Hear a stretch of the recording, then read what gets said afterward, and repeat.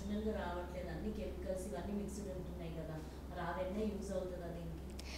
పర్లేదు. అంటే ఇప్పుడు మనం వాడే అన్నిట్లలో దాంట్లో కొంత మనకి ఆర్గానిక్గా ఎక్కడ దొరుకుతాయో కొంచెం పెట్టేసుకొని అవి తెప్పించుకున్న తర్వాత దాని వెన్న అలా మనం చూసినట్టయితే ఇంకా గాలి కూడా స్వచ్ఛంగా లేదు, మనం పీల్చుకోకుండా ఉండలేము. ఉన్న దాంట్లో ఏది బెటర్ అది సెలెక్ట్ చేసుకొని దాని నుండి మనం వెన్న చేసుకొని తినడం వల్ల ఆరోగ్యంగా ఉండగలుగుతాం. మీరు ధనియా వాటర్ చెప్పారు, నేను ధనియా పౌడర్ రోజు రెగ్యులర్గా తీసుకుంటాను, అయినా నాకు హీట్ బాగా అవుతుంది.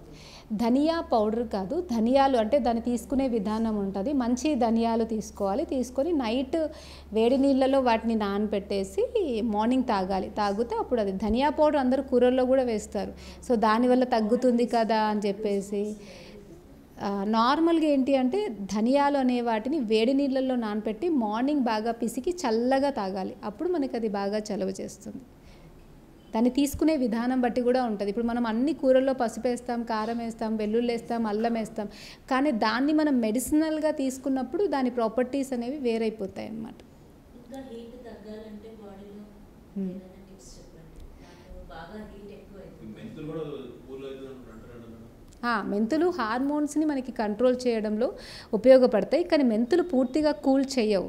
మామూలుగా మెంతులు ఏ టైంలో తీసుకుంటాము అన్నదాన్ని బట్టి, అంటే సూర్యోదయం కన్నా ముందు మీరు మెంతులు తీసుకుంటే అది బాడీని కూల్ చేస్తాయి, బట్ తర్వాత తీసుకుంటే మెంతులు కూడా హీటే చేస్తాయి.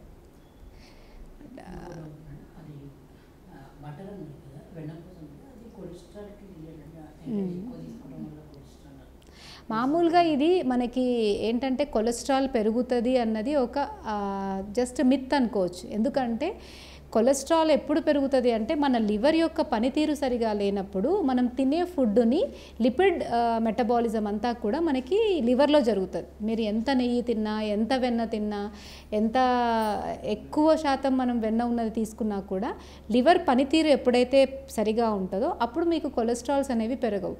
లివర్ సరిగా పనిచేయకపోతే మనకి ఖచ్చితంగా కూడా ఈ కొలెస్ట్రాల్లో హెచ్చు తగ్గులు ఉంటాయి. అందుకే జాండీస్ వచ్చినప్పుడు మనం ఏం చెప్తామంటే ఆయిలీ సబ్స్టాన్సెస్ ఏం తినకండి అని చెప్తాం, ఎందుకంటే లివర్ దాన్ని డైజెషన్ చేసుకోలేకపోతుంది. బట్ ఎవరైతే హెల్దీగా ఉంటారో వాళ్ళకి లివర్ అనేది బాగున్నంత వరకు మనం ఎప్పుడూ కూడా కొవ్వు అనేది వెన్న నెయ్యి తినడం వల్ల పెరగదు. మనకి ఎంత అవసరమో, మనమేమి కేజీలు తినం కదా, వెన్న తినమనేది ఎంత నార్మల్ మన ఉసిరికాయ ఎంత ఉంటుందో అంత రెగ్యులర్గా మనం వెన్న తీసుకోమంటాం. సో మనకి బ్యాలెన్స్ డైట్ అంటే ప్రోటీన్స్, కార్బోహైడ్రేట్స్, ఫ్యాట్స్ ఈ మూడు కూడా మనం నియమితంగా మోతాదులో తీసుకుంటేనే మనం హెల్దీగా ఉంటాం. చాలామంది ఇప్పుడు ఏంటి అంటే కొలెస్ట్రాల్ పెరుగుతుంది, కొవ్వు పెరుగుతుంది అని చెప్పేసి ఆయిల్స్ తీసుకోకపోవడము, అసలే వెన్న నెయ్యి వాడకపోవడం వల్ల నేను చాలామంది రిపోర్ట్స్లో గమనిస్తూ ఉంటాను, గుడ్ కొలెస్ట్రాల్ కూడా తగ్గిపోతుంది. ఇప్పుడు మన బ్రెయిన్లో కొంత జెల్ లాగా ఉంటుంది, మన జాయింట్స్లో జెల్ లాగా ఉంటుంది. వీటన్నిటిలో ఉన్నటువంటి జెల్లీ నేచర్ బాగుండాలంటే మనం గుడ్ కొలెస్ట్రాల్ ఉండాలి మనకి బాడీలో. సో అతి అనర్థదాయకం, కానీ అస్సలు లేకపోతే కూడా అది కూడా అనర్థదాయకమే. సో లిమిటెడ్గా, అంటే మీరు వెన్న ఎంత తింటారు, ఇప్పుడు ప్లేట్ నిండా అన్నం పెట్టుకున్నప్పుడు 2 స్పూన్లే వెన్న వేసుకుంటారు కదా, సో ఆ లిమిట్ అనేది వాడినంత వరకు అది బాగానే ఉంటుంది. కొలెస్ట్రాల్ ఉన్న వాళ్ళు కూడా తీసుకోవచ్చు అంటారా? నేను అదే చెప్తున్నాను, కొలెస్ట్రాల్ అనేది లివర్కి సంబంధించిన ఇష్యూ అనమాట. ఫస్ట్ లివర్ని సెట్ చేసుకుంటే మనం ఫుడ్లో అన్నీ ఉండాలి కదా. ఇప్పుడు చాలామంది చేసే తప్పేంటి అంటే షుగర్ ఉంది అని చెప్పేసి మొత్తం షుగర్ని తినకుండా అవాయిడ్ చేస్తారు. దానివల్ల ఏమవుతుందంటే మనకి మొత్తం వీక్నెస్ అయిపోతూ ఉంటారు, వాళ్ళు రోజు రోజుకి మొత్తం వీక్ అయిపోతూ ఉంటారు. ఎవరైనా కూడా సమతుల ఆహారం అనేది తీసుకోవాలి. ఆ షుగర్ని నియంత్రించుకోవడానికి ఏమైతే ట్రీట్మెంట్స్ చేసుకోవాలో అవి చేసుకుంటూ ఆహారంలో మాత్రం అన్ని రసాలు ఉండాలి, మొత్తం అవాయిడ్ చేసేయడం. ఇప్పుడు నీకు బీపీ వచ్చింది అనగానే మొత్తం ఉప్పు మానేద్దాం, షుగర్ వచ్చింది అనగానే మొత్తం షుగర్ మానేద్దాం అనుకుంటారు. అది ఎప్పుడు కూడా చేయకూడదు. అంటే ఇప్పుడు మనకి ఎక్కువ ఉంది అన్నప్పుడు దాన్ని తగ్గించి వాడాలి తప్ప మొత్తానికే కట్ చేయడము, మొత్తానికే వేయడం అనేది చాలా రాంగ్. అట్లానే కొలెస్ట్రాల్ ఉన్నవాళ్ళు కూడా బ్యాడ్ కొలెస్ట్రాల్ ఎక్కువ ఉంటుంది వాళ్ళకి, గుడ్ కొలెస్ట్రాల్ కాదు ఎక్కువ ఉండేది. కాబట్టి మీరు బ్యాడ్ కొలెస్ట్రాల్ ఎక్కువ ఉండొద్దు అని అంటే ఏంటి, ఫ్రై ఫుడ్లు తినొద్దు, ఆయిలీ అంటే ఆయిల్లో వేయించినటువంటి వడలు కావచ్చు, పూరి కావచ్చు, లేకపోతే జంతికలు, మామూలుగా పిండి వంటలు అంటారు కదా, అలాంటివి తినకూడదు. కానీ డైరెక్ట్గా మీరు నెయ్యి కావచ్చు, ఆయిల్ కావచ్చు వేడి చేసుకొని తినడం వల్ల మీ కొలెస్ట్రాల్ లెవెల్స్ అయితే ఏమీ పెరగవు. చాలామంది ఇవి కట్ చేయరు, కానీ అవి మాత్రం బజ్జీలు అండ్ ఆయిల్లో చేసేవి అన్నీ యాజిటీస్గానే తింటారు. బట్ వెన్న నెయ్యి తీసుకోమన్నప్పుడు మాత్రమే కొలెస్ట్రాల్ పెరగదా అని అడుగుతారు. నన్ను చాలామంది ఇట్లనే అడుగుతారు. బట్ వాళ్ళు తినే టిఫిన్స్ చూస్తే రోజు దోశ తింటారు, ఇడ్లీ తింటారు, ఇవన్నీ కూడా పెరిగేవే కదా. సో వీటిని కట్ డౌన్ చేస్తే మంచిది, వీటిని పెంచుకుంటే మంచిది. సో మనకి ఆ అవగాహన ఉండాలి. అంటే కొలెస్ట్రాల్ అనేది మనకి గుడ్ కొలెస్ట్రాల్ కావాలి, బ్యాడ్ కొలెస్ట్రాల్ వద్దు. సో గుడ్ కొలెస్ట్రాల్ దేంట్లో ఉంటుంది? వెన్నలో, నెయ్యిలో మనకి ఎక్కువగా ఉంటుంది. సో బ్యాడ్ కొలెస్ట్రాల్ ఎక్కువ దేంట్లో ఉంటుంది? ఫ్రైడ్ ఫుడ్లలో, డీప్ ఫ్రై ఫుడ్లలో, వేయించిన వాటిల్లో ఉంటుంది. సో అవి తగ్గించుకొని మనకి నట్స్ అన్నిట్లలో good cholesterol, omega-3 fatty acids మనకి అన్ని వాల్నట్లో కావచ్చు, బాదాంలో కావచ్చు, వీటన్నిటిలో మనకి ఎక్కువగా ఉంటుంది. సో గుడ్ కొలెస్ట్రాల్ ఉండే వాటిని ఎక్కువ తీసుకోవాలి కూడా. చాలామందికి ఈ మధ్యకాలంలో అది తగ్గిపోవడం వల్లనే 30s 40sలోనే మోకాల నొప్పులు రావడము, లేకపోతే నరాలకి సంబంధించినటువంటి మతిమరుపు లాంటి సమస్యలు రావడం కావచ్చు. ఇవన్నీ కూడా మనకి గుడ్ కొలెస్ట్రాల్ తగ్గితే వచ్చేటువంటి సైడ్ ఎఫెక్ట్స్ అని.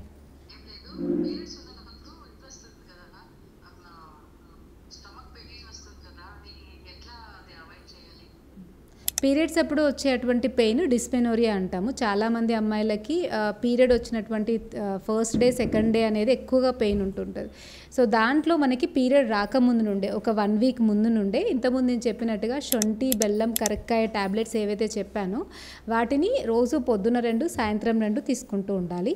అండ్ మంచి ఆముదం ఉంటుంది కదా, ఆముదాన్ని తీసుకొని అబ్డామిన్ అంటే లోవర్ అబ్డామిన్కి, సో మంచి ఆముదం తీసుకొని, వంట ఆముదం, మంచి ఆముదం అంటే ఇప్పుడు నార్మల్గా బయట మనకి షాప్స్లో దొరికే అటువంటి దాంట్లోనే మీరు వంట ఆముదం అని చెప్తే ఇస్తారు. సో ఆ క్యాస్టర్ ఆయిల్ తీసుకొని పొట్టకి కింద, నార్మల్గా మనకి లేడీస్కి గర్భసంచి కావచ్చు, అండాశయాలు కావచ్చు, ఇవన్నీ కూడా నాభికి కింద ఉంటాయి. కాబట్టి ఈ ప్లేస్ అంతా కూడా లైట్గా మసాజ్ చేసుకోవాలి. నైట్ పడుకునేటప్పుడు మసాజ్ చేసుకొని కొంచెం హాట్ వాటర్ బాటిల్తో అయినా, లేకపోతే ఒక ఇటుకని వేడి చేసి దాన్ని క్లాత్లో పెట్టి దాంతో అయినా లైట్గా ఒక 5 నిమిషాలు కాపడం పెట్టుకొని పడుకోవాలి.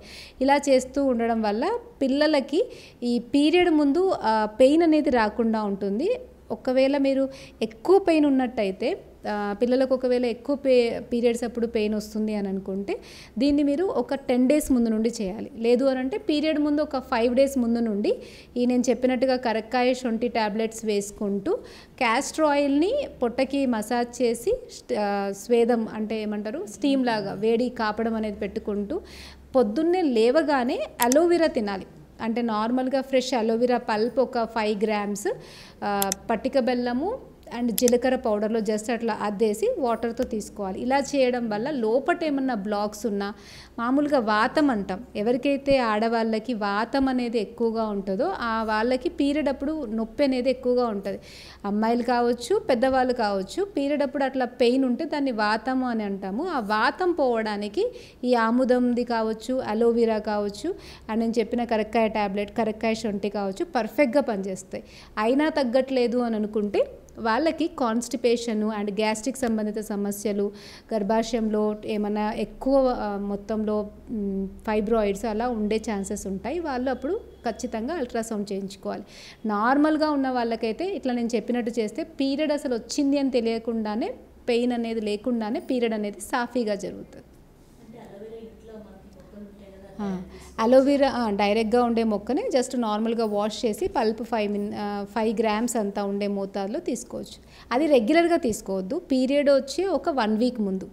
అలోవెరాని క్లీన్ చేయమంటారు కదా madam, water just aloe vera pulp తీసుకొని వాటర్లో ఒక 2-3 టైమ్స్ డిప్ చేసేసి దాన్ని పట్టిక బెల్లము, జీలకర్ర పౌడర్లో డస్ట్ చేసి దాన్ని వేసుకోవాలి డైరెక్ట్ మార్నింగ్. సో అలోవెరా అనేది చాలా మంచిది, మనం రెగ్యులర్గా తీసుకోవడం వల్ల. చాలామందికి ఏంటంటే కొన్ని అపోహలు ఉంటాయి, అలోవెరాని కరెక్ట్గా వాష్ చేయకపోతే ఏమవుతుందో అండ్ అలోవెరా తీసుకుంటే ఏమవుతుందో. అలా ఏం కాదు, తినగలిగినదే అలోవెరా తీసుకోవచ్చు. మీరు రెగ్యులర్గా తీసుకోవడం వల్ల హెల్తీగా ఉంచుతుంది, లివర్ని చాలా బాగా అది స్టిమ్యులేట్ చేస్తుంది మన. అండ్ ఇంకొకటి ఏంటంటే ఇది కరక్కాయ, మీకు చెప్పా కదా ఇంతకుముందు, కరక్కాయ శొంఠి పౌడర్ది కూడా మీరు రెగ్యులర్గా తీసుకుంటే ఫ్యాటీ లివర్ అనేది చాలా వరకు తగ్గుతుంది.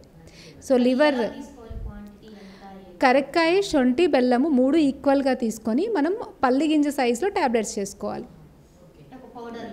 3టిని కలిపి దంచితే అది మామూలుగా మనకి ట్యాబ్లెట్ లాగా చేయడానికి అవుతుంది. అప్పుడు పల్లి గింజ సైజులో ట్యాబ్లెట్స్ చేసుకొని పొద్దున్న 2, సాయంత్రం 2 నేను తీసుకొచ్చాను. మీరు ఇక్కడ యాక్చువల్గా ఇప్పుడు చేయొచ్చు మీరు అందరు.